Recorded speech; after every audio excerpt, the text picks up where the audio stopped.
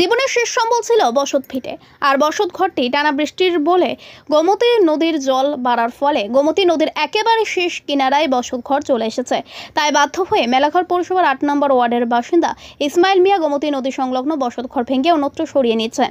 গতকাল রাত্রে তিনি এই ঘরে ঘুমোতে পারেননি। সারা রাত অনিদ্রা থেকে ঘরটিকে পাহারা দিয়েছেন। আর সকাল হতে হতে গোমতী নদীর জল যেভাবে বেড়ে চলেছে, হয়তো আজকের দিনে তার বসত ঘরটি নদীর বুকে চলে যেতে পারে। সেজন্য বসত ঘর ভেঙে অন্যের জায়গায় আপাতত স্থান নিচ্ছেন অসহায় ইসমাইল মিয়া। শেষে এই বসত ঘরটি আগামী দিনে কি করবেন, কোথায় থাকবেন, পরিবার নিয়ে চিন্তায় তার মাথায় ধরছে না।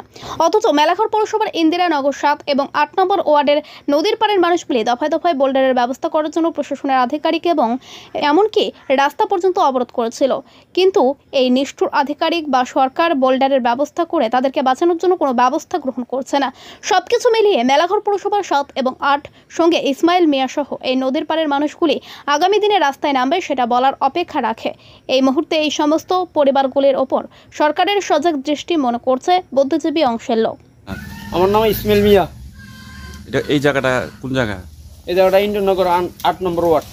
তো আপনি অসময়ে ঘর ভাঙতেছেন? অসময় ঘর ভাঙতেছি, আমরা বোল্টার দিব কইছে না তারা, আমরা গাঙ্গের কাঁথাত বাড়ি, কিন্তু অনেক বাড়ি ঘর ভাঙ্গিয়া গেছে। এখন আমারটাও ভাঙ্গার পথে এদিন আন্দোলন করছি, আমরা আরো হ্যারাসমেন্ট করে নাকি এই করে থানার লোকে, কিন্তু আমরা কোনো সরকার থেকে কোনো ইয়া পাইছি না।